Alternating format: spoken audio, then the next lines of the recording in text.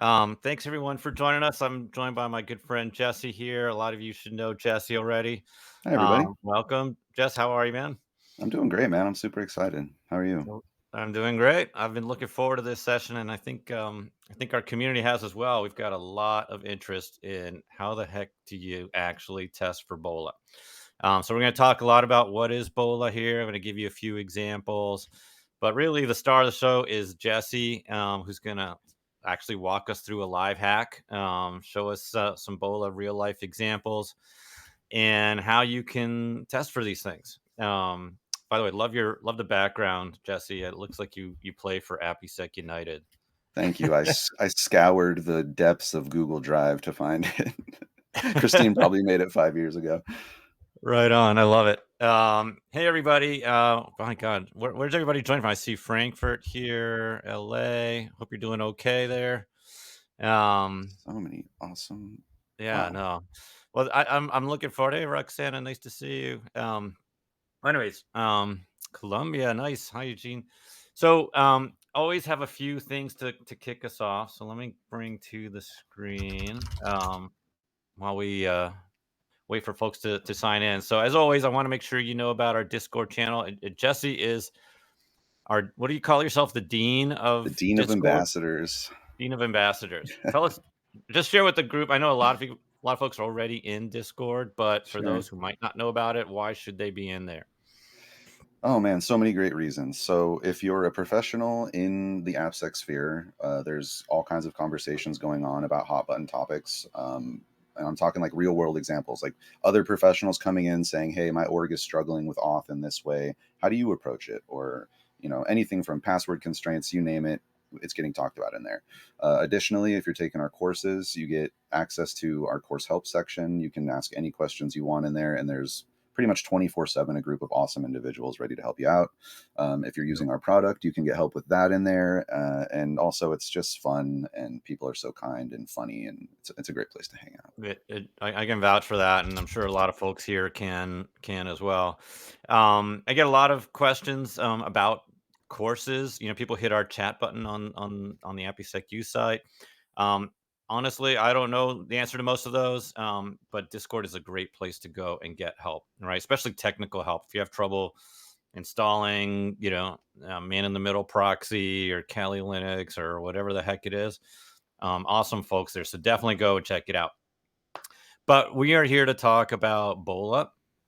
And so I'm going to just share a little bit of background, right? I imagine most of you are familiar with BOLA, Broken Object Level Authorization. This is a screenshot right from the OWASP website.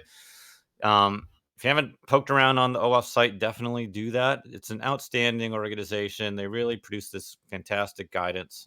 We rely heavily on it. We've got whole courses dedicated to it. But broken object level authorization, I think the key word there is authorization.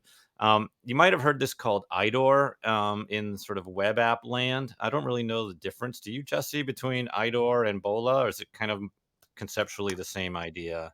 I IDOR is one example of a BOLA vulnerability, and I'll get into that today because I think BOLA. That's one thing I actually want to spend a little time on. Is there's a lot of different versions of BOLA, and it's a lot more creative than people think. Interesting. All right. Yeah, I'm looking forward to learning about that, Jesse. But the keyword is authorization, right? And the way I just dumb this down for me is, can user A access user B's data, right? That is an authorization flaw, right? Probably the most basic one, but there's a reason why OWASP put this number one on the list, right? That wasn't by accident. I think this is the number one most frequent, damaging, and frankly, kind of difficult, right? And difficult because most detection tools out there are going to really struggle to find BOLA examples. I'm going to give you a few examples here. A lot of you will be familiar with these, so apologies if this is repetition. Always love to show this. This is me hacking me on Duolingo. And all you had to do was just go to that URL or via an API to the same destination and put in this case, I put my email address and I got all this information. But I could have put Jesse's or Christine's or Michael Jordan's or anybody's email and access their information. That is an authorization flaw, right? It's okay for me to see my records. It's not okay for me to see Christine's, right? So this is a real life example. You could try it. I don't think it works anymore, which is good. They fixed it. Here is Venmo, right? So they had an API that would return kind of the last 10 or 20 real time transactions to be published in the homepage, but anonymized data, right? But this attacker found the API. They were able to query it directly, and they could look up anybody's transactions, right? And in fact, they harvested 200 million.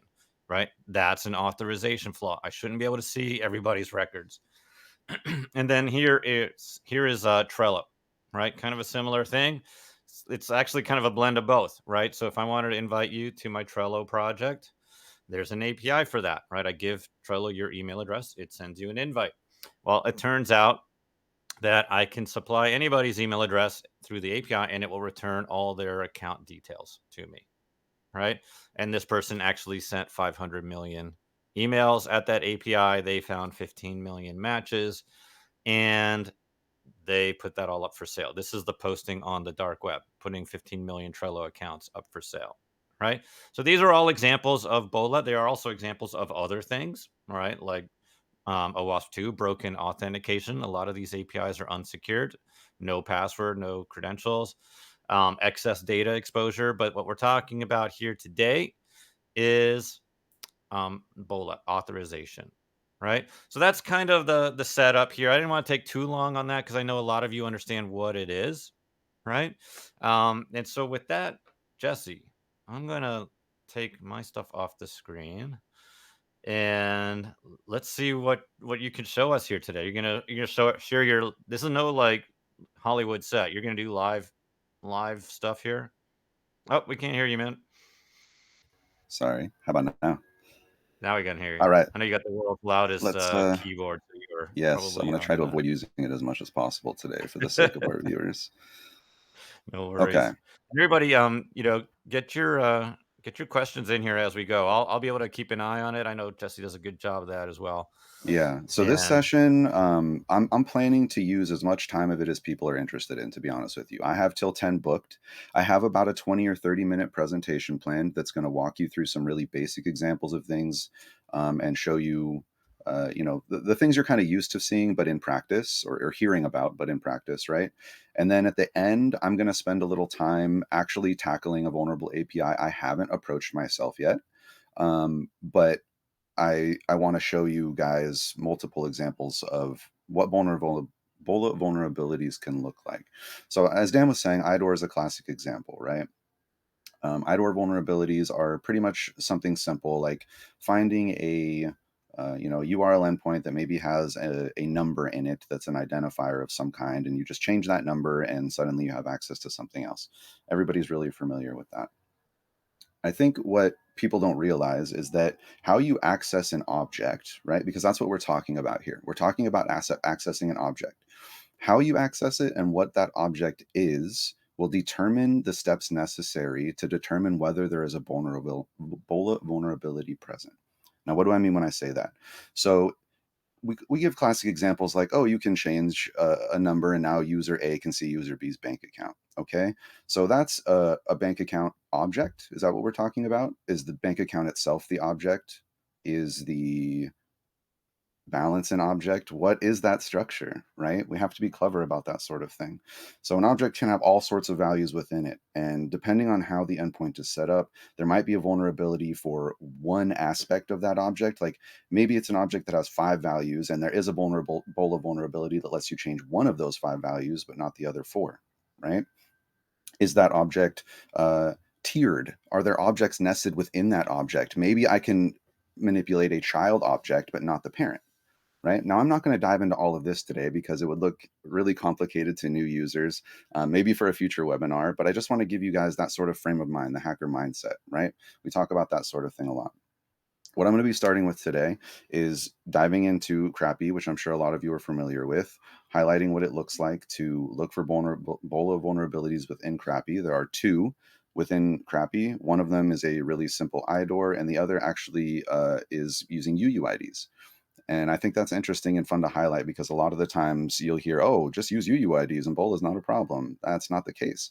Because if you have an application like Crappy where you have an excessive data exposure somewhere else that might give away UUID values, a hacker can easily skim those and create a repository for themselves of all the UUIDs within your database that are publicly accessible due to your excessive data exposure. And then they run automated tooling, which I'll talk about more later, to they set up the attack, right, and they dump all those payloads really fast, and they get all of the different information back for all of the different things before you even know what's going on.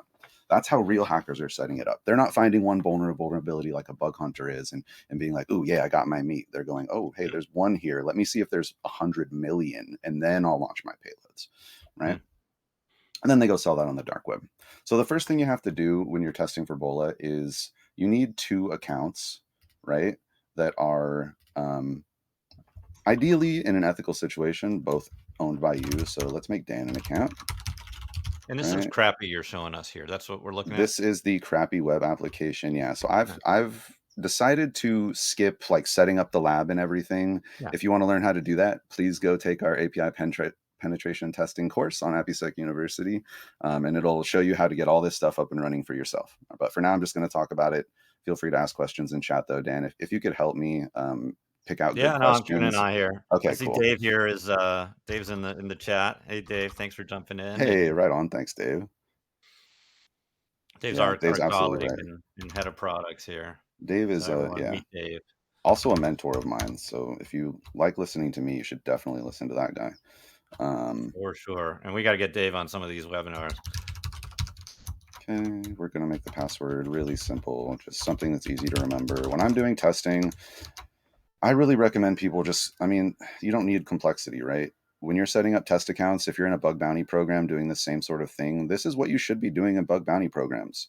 Capture all of this data traffic. I'll talk about this more in a little bit, but capture all the data traffic as you're building accounts and doing these different things. Create a database of account information that you want to use, right? So like I keep stuff handy here so I know what I'm logging in with. This is handy so I'm using the automated tooling later. But when I'm doing bug bounty or something like that, if I'm actually hacking, this is the sort of thing that I'm doing. I'm effectively building myself out like a notebook of all this sort of information on this platform, right? And by the time I'm done doing my recon, I have something that I can hand to a penetration tester and they could go nuts with. And that's what hackers are doing too. The only difference is they aren't mean. Okay, so back to Crappy. Let's get these accounts set up real fast here. We got Dan set up. Let's go ahead and save it. Why not? Come on, work for me. I'll go use the hosted version if I have to, but I really didn't want to. Well, while that's loading, we have an interesting question here from Sumit. What's your take on if one finds BOLA on UUID, but an attacker cannot enumerate those UUIDs from any other endpoint, right? What's your You take see on it? the comment here? Yeah, cannot enumerate those UID from any other endpoint. Hmm. Might need you to elaborate here. I mean, are you trying to say like the So UUIDs are not discoverable or not predictable? yeah, so I think what they're trying to say, right, is I gave the example that Crappy has where you can use excessive data exposure to discover other UUIDs. And then you can use those in your BOLA attack. So, what's your strategy if that's not the case, right? If there's no way to enumerate BOLA IDs, if there's no, or rather UUIDs, if there's no way to find them in excessive data exposure, the real answer is you're kind of out of luck. I mean, theoretically, like think of the length of a UUID, right? You could technically brute force UUIDs, but it takes forever. So, like on a legacy application, I suppose a dedicated hacker could set up automation to just be running an intruder all the time, cycling through, but it's really not effective. And most attackers aren't really doing that sort of thing. What you'll find though is, you got to think about the social aspect of this too, right? Because hackers have social networks just like we do as ethical hackers. Black hat hackers have social networks too. So they're like, you might have a black hat hacker that works at Intel or some big company, right? And on their side gig, right? And then maybe they lose their job, maybe they quit, whatever.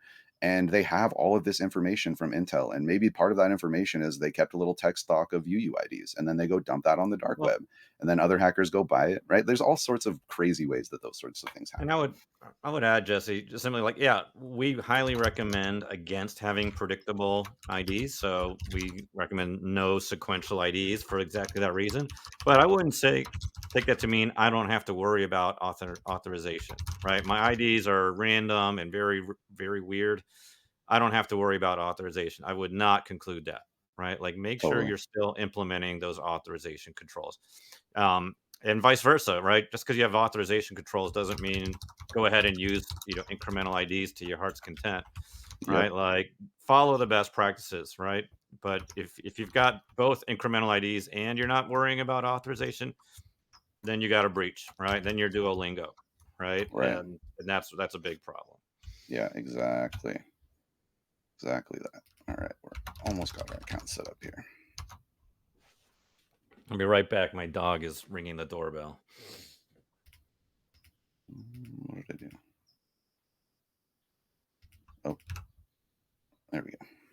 Your dog's ringing the doorbell. That's amazing. Okay, so we have our two accounts now. Let's see if we can turn our proxy back on and if this will behave. Okay. So if I log in now with the account that I just made, oops.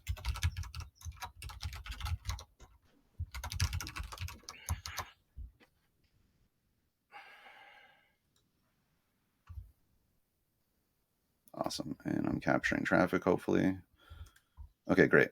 So what we're doing here is this is Burp Suite. I'm sure many of you are very familiar with it. We're capturing all of the traffic at the moment. So anytime I send a request, it gets populated here in Burp, and it gives me a ton of access to really anything that I want to do with it. I can set up attacks that will repeat over and over. I can, do something like send it over to the repeater and just manipulate one little piece and then try it again and see what happens. There's all sorts of different stuff, and that's how hackers are using this tool. I'm going to show Postman later in the demo as well because it's another great tool. So let's see here. All right, so for crappy, you have to, for the vulnerability I'm going to show you guys, you need to access the Mailhog server, which I believe is on 8025. Awesome. Again, all of this is explained in our penetration testing course. All right, so I'm going to take this information that it sent me here. By the way, we are getting folks asking if you can zoom. Can you try like Control Plus or something? See if you can zoom that screen a little Yeah, bit. let me see. Yeah, there you go. How's this? That's good. Thank you. Much better? That's great. Awesome. Okay, let's get our vehicle code in here. Vehicle successful. Should add it to our dashboard now. Great. So now we have a car, right? Which has some data. So our car is an object. There's a company related to it. There's a model, right? Fuel, year, type. It has a location, and there's a refresh location button here that we can use. And let's see what that looks like. Here's our first target. Can I make Burp bigger? Yeah. Let me Is that see any? Can here. you zoom that? Yeah. I should be able to. A lot of times, like Control Plus works on different apps. Control plus, eh? Maybe out of this window. Yeah, I'll try it. Let's see. Display, font size.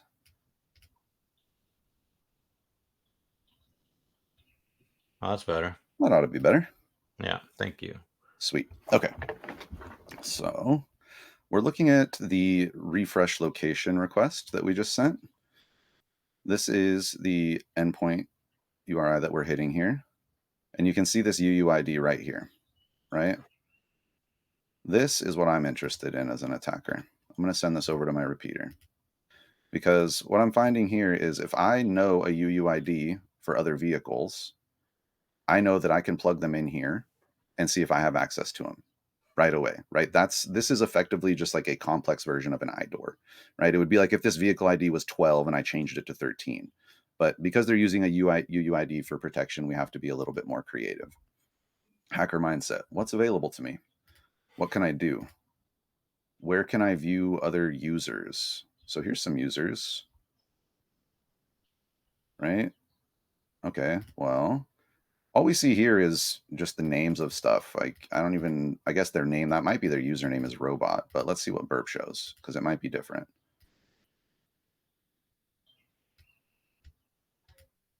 So we got these community posts here. Let me make this a little bit bigger. There we go. Oh, this is interesting. So behind the scenes here, right? This is the post that we just clicked on. That's what this request here is. You can see they've got the ID of the post, they've got the title of the post, but then there's all this information about the author. And here's a vehicle ID of the author. There's your excessive data exposure. That shouldn't be there. So we copy that. We head back to our repeater. And let's swap this out. Just highlight this. Paste. Nice and easy. Hey, look at that. We get a 200. And now I know where Mr. Robot's car is, right? Amazing.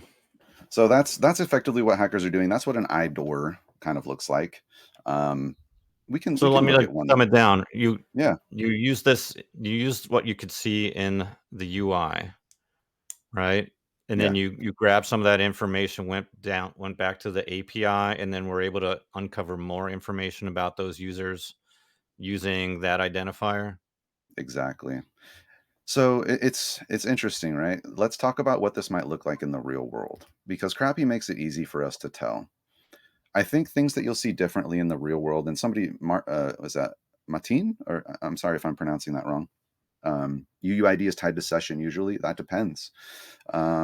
UUIDs get used in apps all over the place. And the better the devs are at obfuscating, the more complicated it's going to be for you. What I mean when I say that is like a lot of times versus instead of it saying like vehicle ID, UUID, user, and then a UUID and all the different ones, right? It'll just be like A value UUID, B value UUID, and the only person who knows what A stands for is the developer, ideally, right? A really good hacker sometimes might be able to dig through the application and get some responses that might unveil what some of those things are. They might find some JavaScript files that show, right? If you're really good at reading JavaScript, which I do pretty well with that, so I spend a lot of time when I'm hacking looking at JavaScript files because you can find a lot of really interesting information about applications in comments and other things that get left behind sometimes. But yeah, UUIDs are often difficult to cipher through if there's a lot of them present. It gets really, really confusing. And that's why when I talked about having like a playbook or like a binder, almost like a digital binder, I personally really like OneNote.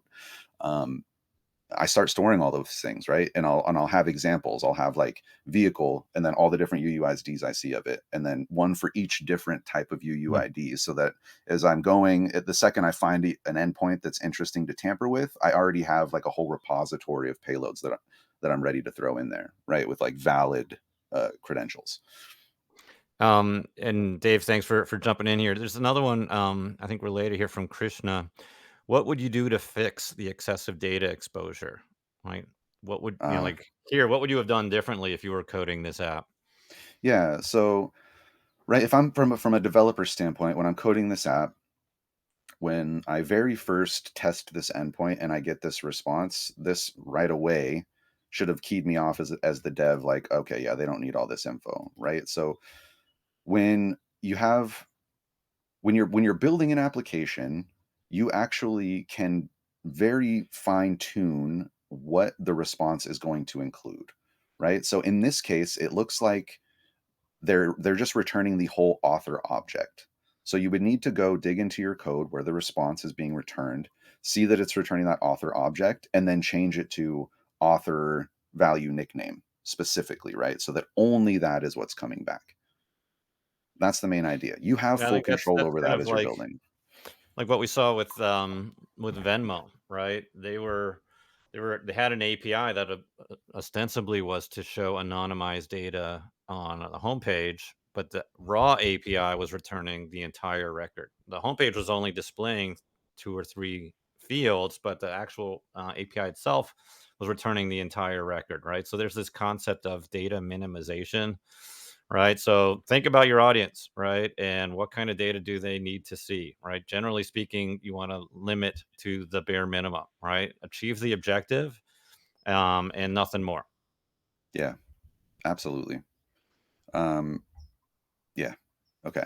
So I want to move now because I know that we listed this as like an hour-long thing. I know some of you may not have that time, and I feel a big part of the value here is talking about where automation comes in to testing for BOLA, why it's important to organizations to use it, how APIsec helps, right? And why we believe in our product so much. Man, I Okay. think we what we're seeing here is Jesse. We might be tapping your shoulder for some future sessions, right? Because it seems like there's a lot of interest in digging Yeah. deeper here. But let's do that, right? Because this session is all about how to test for BOLA. You've demonstrated BOLA, Yes. right? So folks on this call are probably thinking about how to protect their organization's API. So Yeah. let's pivot into that. Yeah, let's do that. And also join our Discord and come ask about how you can protect your organization in there while you're at it. Connect Yeah, with me right on on. LinkedIn and ask me there too. Okay. So yeah, so as you can see, it's a process, right? Like I knew what I was doing going into this, and setting up this scenario for you guys still took me about 10 minutes, right? And that's on one endpoint, on a simple application that has less than 100 endpoints. Imagine this is like a really complicated application where you can buy, rent, uh, maybe there's a community forum all about cars, right? And motorcycles too. And now all of a sudden your objects get deeper and bigger, and there's more UUIDs, and there's hundreds and hundreds and hundreds. And sure, you can test them all once a year manually, like a lot of organizations do with a manual pen test, and you can fork out a ton of money to do that. It's usually 10 to 30, 40, $50,000 some companies are paying, right? Which is insane. Especially when as soon as your pen test is over next month, ding dong dev pushes something and it's all broken, and now you've got a vulnerability you're not going to catch till next year. No, I mean companies just release code once a year. Isn't that how it works? Yeah, totally, dude. That keeps up with market. No, it doesn't. It doesn't. So what's our answer, right? Our answer is AppSec. So that Maybe you exact might want to zoom in a little bit, yeah, let's do that. just a little bit. Yeah, maybe one more. That's cool. All right. So this is what we over at AppSec have built over the last few years to combat the exact sort of uh, challenges that I'm highlighting for you all right now, right? Because every single time your code gets pushed in your application, you're at risk for something changing that breaks authorization. And it could be something as simple as maybe a dev is building a new feature and they turn authorization off while they're testing and they forget to turn it back on before they push, right? Just a simple brain fart moment. And that can fly completely under the radar for months if you're not doing active testing all year long. And I so, was actually talking go ahead. to a CISO recently, Jesse, and they were telling their devs like, "Hey, for this release, make sure you're handling the keys properly," or something like that, right? Hmm. And they said, "Well, we need to hit our deadline, right? Our release date's 2 weeks from now. Like we're not going to be able to implement that." And the security officer said, "Well, what would it take to do it properly?" And they said, "Probably another 2 weeks." And he's like, "Okay, you got 4 weeks now, right?" But that's the tension, right? Yeah, Like it's not always sloppy, lazy, dumb, coders. It's they got pressure, right? And we got to hit these dates, and sales is yeah, demanding this new feature, this new release, right? So sometimes, as we all know, security takes a back seat to absolutely. to the business. So that's how these things creep in. And so for our security, executives in the chat, right? What's your answer to that? Well, what if you automatically knew a vulnerability was present in the build before it got to prod and it was stopped in the pipeline, right? And then it automatically created Jira tickets for your devs to go assess what needs to be fixed in order for you to pass your security scan. Because that's the sort of thing that we're building and actively doing at AppSec with our customers, right? And it's really awesome. We just did a demo last week. I think you were there, Dan, on the learnings call, showing what we're building so that we can actually show Mhm. customers firsthand the value that we're offering in these sorts of examples. So Well, let me and I run. see from Go ahead. Fatma asking, like, "Are we gonna show you interacting with the API yet?" In fact, you have, right? That's what you were showing us when you were in Burp. So I don't know Hmm. if you missed that earlier. And to Navneet, we are gonna show the scanner. In fact, that's what you're looking at here right now. So we're trying to Yeah, cram folks, we're trying to cram a lot here in this hour, and all I can conclude is we need more hours like this. So we'll yeah. definitely do that. Definitely. And to answer your question, Fama, so this will be recorded, so you'll be able to see the actual interaction with the API I was doing earlier. And I'm going to be doing a little bit more after this as just sort of like a hangout until 10 a.m. my time for the next half an hour, answer questions, show you guys what it looks like to interact with something you've never done before, right? Because it's one thing to show you crappy, which I've hacked 1,000 times and done demos on. It's another thing to show you how I might approach an application I've never touched, right? Okay, so real quick, just to show you guys how simple this is, right? Because, well, let me rewind that a little bit. Provided you have great documentation like you should, you know where your endpoints are, and you have a nice map of your application, like I know all of our organizations love to have, it's really easy to get started with APIsec. All we need is an OAS, or we can integrate with a gateway, a Postman collection works, right? So in this case, I'm just going to be using an OAS. And we're going to call this, we'll call it Crappy BOLA. And I happen to know that the Crappy OAS is hosted. So I'm going to provide a URL, but you could also upload a file if you'd like, whether that's, OAS file, JSON file. Great. Looks like we're good to go. We'll click onboard. And so what's going to happen now is the OAS, the spec, is going to be fed into the platform. It's going to rip it apart, connect as many dots as possible, telling, basically seeing how the app works and creating a UI for you to set up automatic versions of the tests that I just showed you, right? So there's a lot of steps that go into that, and there's a lot of different versions of testing. I'm going to spend just a couple of minutes here talking about other parts of the APIsec product. Let me pivot from BOLA really fast, just in case there's people in chat who are interested in this for their organization, okay? You have lots of different tiers of testing, right? You can just hit all of your endpoints with a generic request that maybe isn't valid and see what you get. You can get valid requests but not authenticated and hit all of your endpoints and see what you get. Sometimes you don't need to be authenticated to break in. You can create authenticated users and then hit all the endpoints with auth and see what's there, right? And we like to refer to these as tiers of testing. And tier 2 is like authenticated scans are running. You've got user profiles set up. Every endpoint in your application is being hit with an authenticated user's credentials, returning you information, and then running through executing tests, testing for SQLI injection, testing for missing security headers like CORS and HSTS, testing for JWT like token tampering, all kinds of different things, right? And you can see if you look at security coverage, all the different sorts of things that we are running tests for. As we get further and further through those tiers, more and more of these categories will apply, right? What we're aiming for, you'll see this is our app model over here. This is effectively showing you how onboarded you are, how close to getting through those tiers you are, and providing all of those things, right? Which will close up all your little gaps in coverage. We're aiming to get to BOLA today, which we're going to do.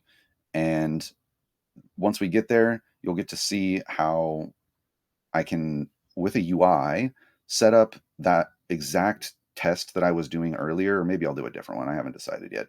But you'll be able to see how to set up that exact BOLA test in a UI. That's something I can just click a button and run that scan, or I can set up scheduled scans so that it happens every month, or integration into the pipeline, things that I was talking about like that before.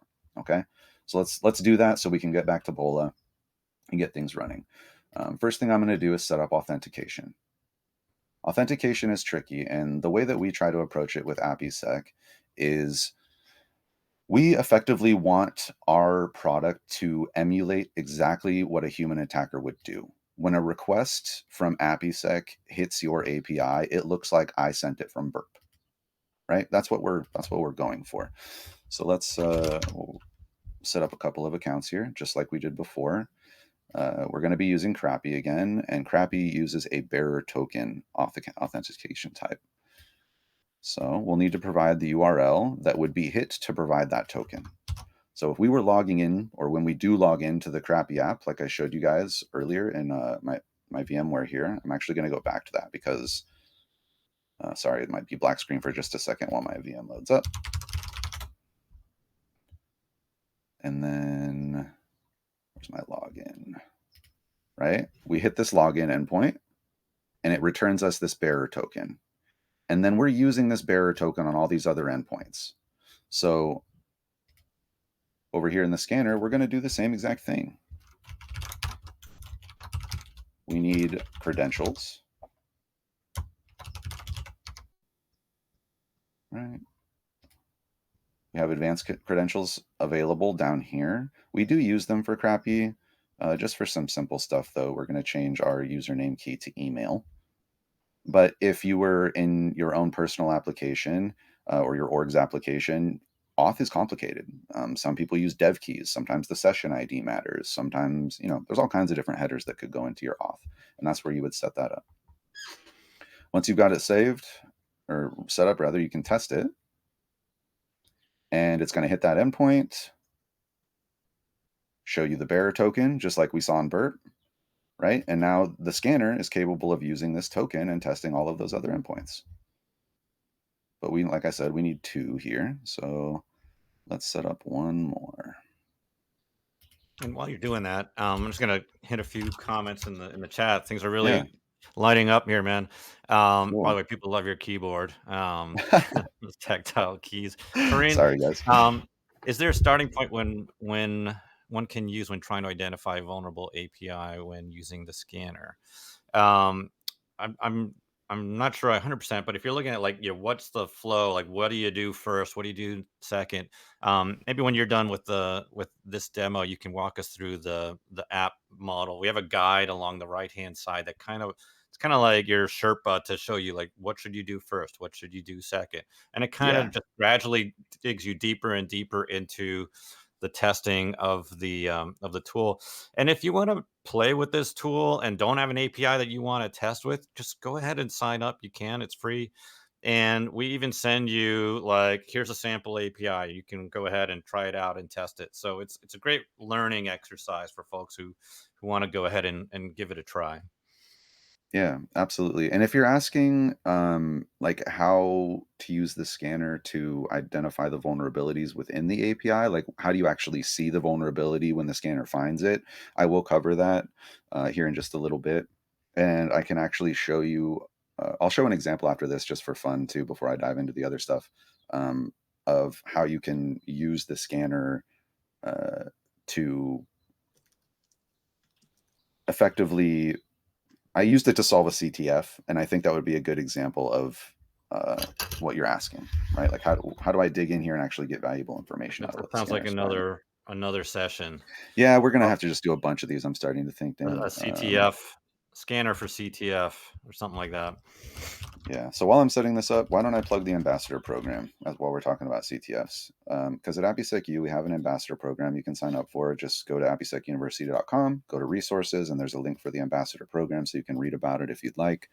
But effectively, what it is, it's just a group of professionals that um, love our university. They love API security, and they all work really, really hard to educate others, um, each other, lift each other up. And then there's programs that go on all the time. We have a CTF team now, is the reason I'm bringing this up. So almost every weekend we're doing CTFs as a group and representing APIsec U, building our skills together. And then there's also, anytime paid opportunities or internships pop up at APIsec, the ambassador pool are the first to know almost always.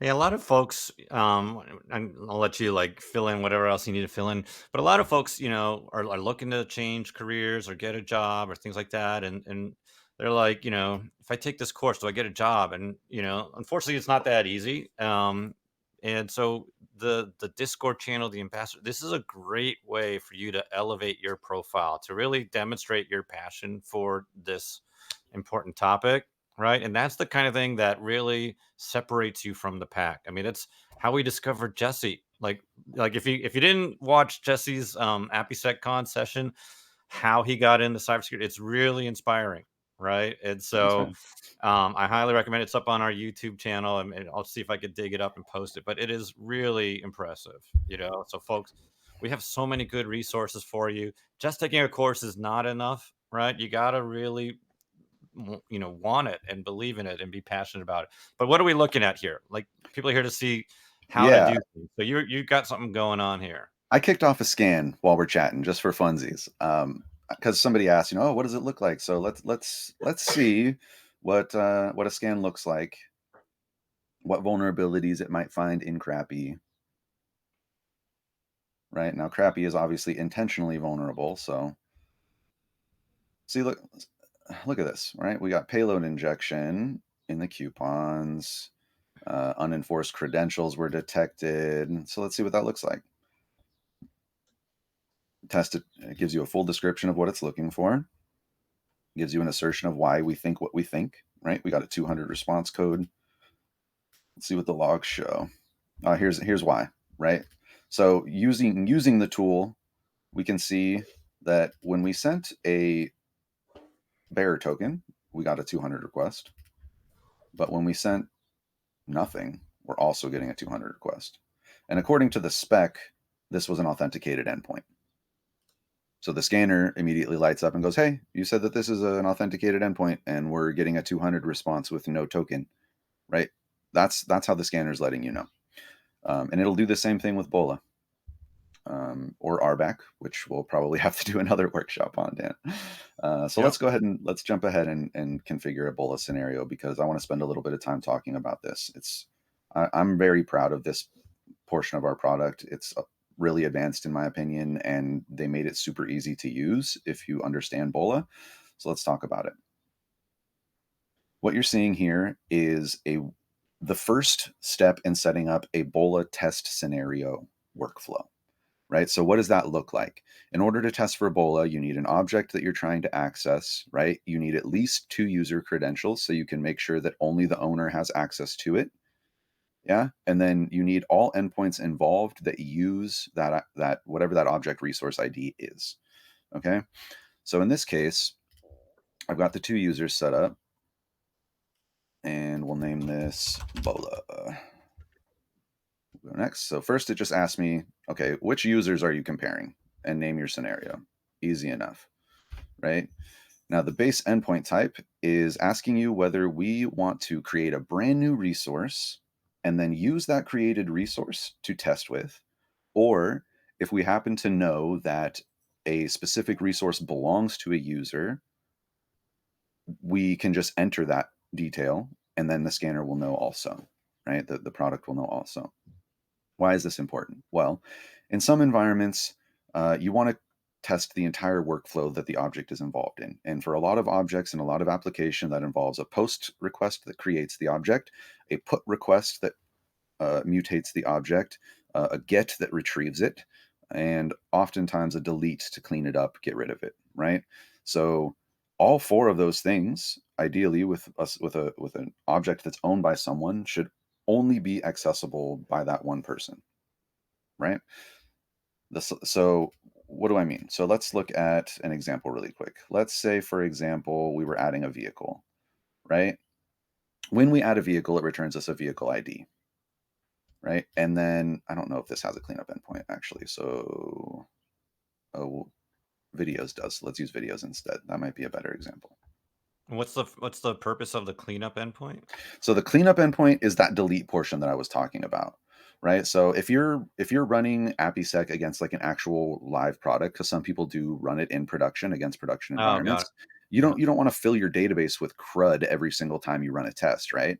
So what this does is effectively make sure you're cleaning up after yourself. You're deleting everything that you're testing with, so there's no garbage QA data in your live database. Got it. Um, if you don't care about that, we'll use the other resource, the other option I would select. Actually, let's just go back because we're going to do the same exact thing. So let's just do it here. In this case, I happen to know of a specific, a specific object that belongs to the BOLA user because I've already set it up that way. So let's use that. Where did I put it?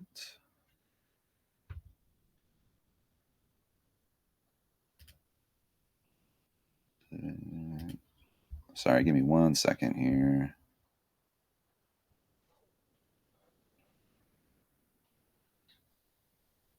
Where did I appreciate that, Gene. Nice. Appreciate the comment here. And Wolfram, yeah, Let's just do regarding this real OWASP quick. ASVS, that's something I got to look into, but definitely going to pass that along to the product team. And Krishna, is there a way to copy the curl request? We actually do have um, features in the product for copying curls. So just wanted to touch on that while Jesse's getting set up here. Yeah. But go ahead, Jesse. Okay, so I just switched over to a different app that everything is set up in this app. I'm still using Crappy. It's the same exact users. There's a couple others here, but I'll just leave them off for the time being. So I happen to know that the BOLA user owns ID 473, right? I went in and actually used the UI to create this order, and I verified that the BOLA user here owns it. So then what I can do is go into this next step, and I can say, okay, well, I want to make sure that nobody else can get it. So we're definitely going to check that. But let's see if order ID is used anywhere else. There's also a put, right? So it looks like you can probably mutate the order in some way, right? And this is, I know that you can, but also think about this from the perspective of when you are attacking an application, you don't always know how everything works, right? So I'm trying to talk in a way like I want you to understand that when you see this put here, you should be assuming that you can mutate this order in some way. That's a hint to you that that's possible. A lot of people, when they're hacking, they're just kind of like aimlessly clicking around. Don't just do that. Look for stuff that actually looks worth tampering with. Okay, So moving what on. you're doing here is you have an order ID. So now you're looking for endpoints that utilize order ID as one of its parameters. Exactly. Okay. Exactly. Yeah. And And these now two I'm telling endpoints it, do. yeah, these two endpoints do, and then we get to tell it the scope. Because in some cases, I might be testing with 10 users and it should be accessible to all of them, right? Or maybe the get is accessible to everybody, but the put should only be accessible to the owner. So we can change that if we want to. In this case, we want them both accessible to the owner. Run the test scenario. Oh, we got a pending. I wonder why. Oh no. Why am I not getting logs?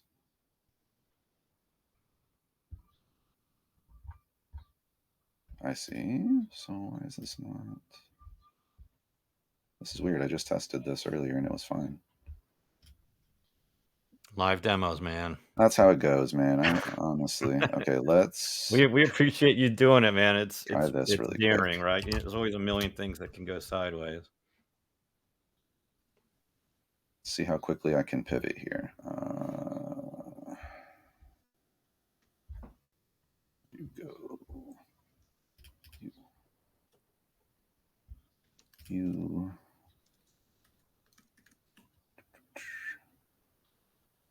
Thank you for understanding, You. Jose. Okay.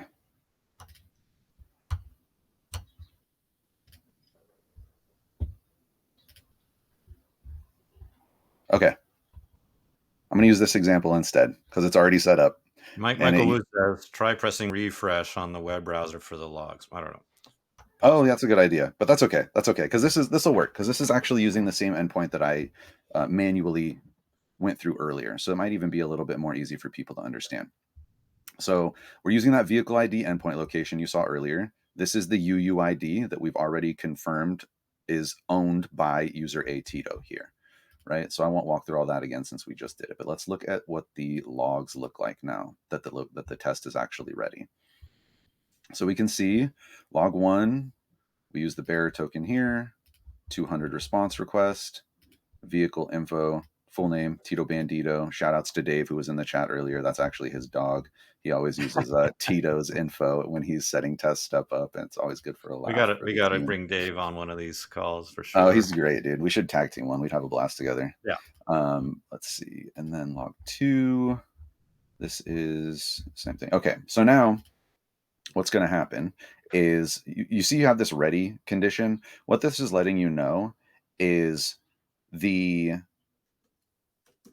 test is effectively ready to be run. So what the scanner is trying to tell you now is, okay, you gave me the Bowler user's credentials. You gave me an endpoint, and you gave me a resource on that endpoint that user owns. I combined all of that data into a request, just like you did in Burp Suite. I sent it. I got a 200 response back with all of the information, just like I would expect it to. So now that I can effectively do that, I have that put together. I'm speaking as the scanner, right? I'm the product talking to you now. Hello, I'm Mr. APIsec product. Now that you've given me all of this information, right? I can take any other credential that you've added in and test that same exact setup with a different credential every single time you run scans. And when we chose which users we wanted to use, like I said, there could be 10 here, right? We get to choose which ones we want it to do, but it can do any of them. And every single time we run a scan, it's going to verify this again with Tito, get that 200 response, and then it's going to check June. And if June gets a 200, that's going to pop up for you back in your application vulnerabilities, right? So let's see. I want to actually test it and see if it'll work for me here. So I can show what it looks like. Let's make sure this is going to stay ready. If not, I might actually have to contact Dave because that might mean we have an issue with BOLA right now. Okay, so we went to draft. Why? And I'm not getting logs. Yeah, I'm going to have to talk to Dave. I wonder if something broke in BOLA or if it's something to do with crappy now. That's okay. Go figure. Was working before the demo. Go figure. Okay, so actually, you know what? Hold on, Dave. I've got a workaround. We can still do it. Videos. Configure for BOLA. Excellent.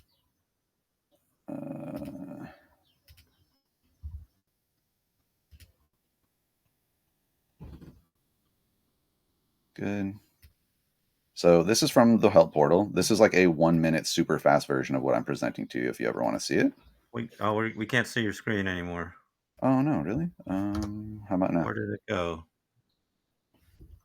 Where did that go? How about now? Oh, it completely disappeared. Hold on.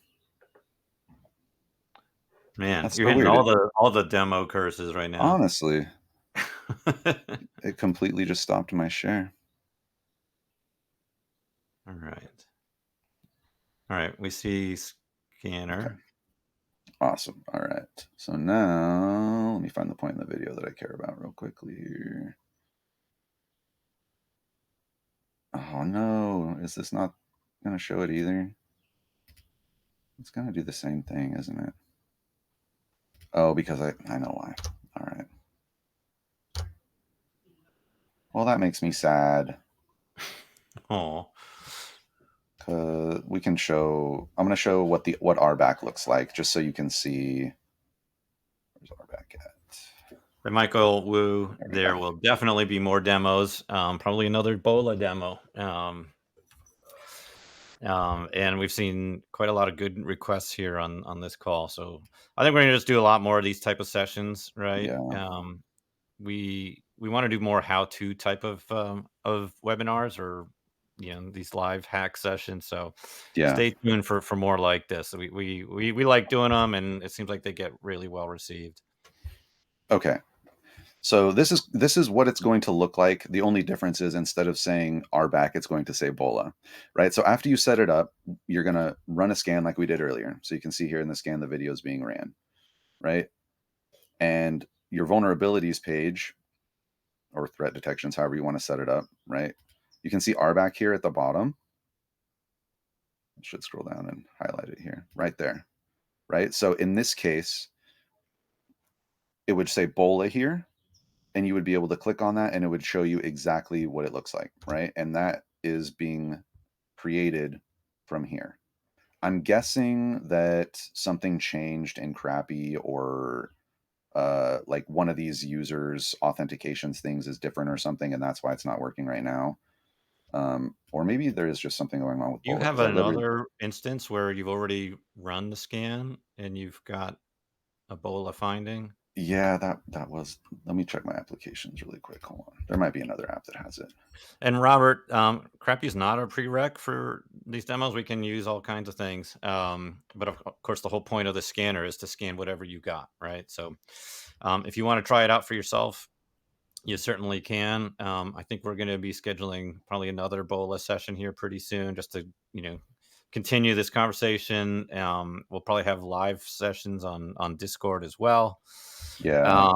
And You know what I'm Tom, gonna you're do, exactly Dan? right. Sorry? What I'm gonna do, okay. So I actually postponed office hours this week until Wednesday. So what I'm going to do is I'm going to pick this up in Discord office hours. For anybody that wants to see what it looks like in the scanner when the BOLA is actually detected, since I'm having some issues right now, I have a hard stop at 10. I have to go do an SSO sign up with one of our bigger customers. Um, so I got to dip.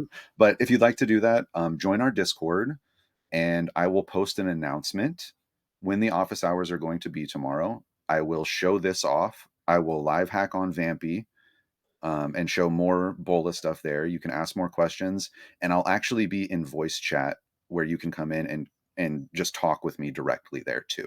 If it's too crazy, I might have to get help and mute everybody and like do a Q&A or something. But yeah, Yeah, um, let's plan on that. I think people got a lot out of this, Jesse. So thank you, man, for being so awesome and of course. having the nerve to even try this. And I think we got a lot out of it, honestly, dude. Right? So and you Yeah, can there's see so the much, you guys. You can see, like, and I hope that watching this really highlighted for you all the value of what AppSec is doing in the automated testing, right? Like, you can see how complex it is and all of the different pieces that you have to maintain just to get your BOLA scenario set up. Imagine if it was like a really complicated app with a whole bunch of different stuff and a bunch of different roles. You know what I mean? Like, at least in this scenario with the scanner, you set it up one time. Maybe you edit it a few times a year as your app changes, and then your testing is just done. There's no yeah. clicking, it's all easy. And this product, I mean, you've been with us for a few months, Jesse, and even in the few months, this product has taken huge leaps and bounds forward, right? So Yeah, what you see today, like we have some stuff planned that will blow your mind, right? yeah, That's yeah, coming out real soon. So we love your feedback. We build this based on that. So, come and check it out. There's the link. You can click that little orange button in the top right and it'll take you to the product page. And huge thank you to you Jesse for doing this and walking us through. We'll definitely plan another one real soon. I'm thinking a couple weeks out. Maybe we'll grab Dave and bring him on board, and we can do a session together. definitely. Thanks for And having me. Thank you everybody for showing up and all of the support on LinkedIn. I saw so many of you sharing and reposting this, and it just warms my heart. I'm really grateful to get to do this for all of you. I never imagined in a million years this is something I'd be doing this year, and I'm just, yeah, yeah, extremely it's grateful. cool. Ton of fun. And we'll send an email out with the Discord details, the live session that you're gonna do, Jesse. And yeah, thanks everyone for being here. Well, I don't want you to be late, Jesse. So thanks for being here, Thank bud, you. and everyone else for joining. So we'll be in touch soon. Have a good rest of your day, everybody. Later, y'all.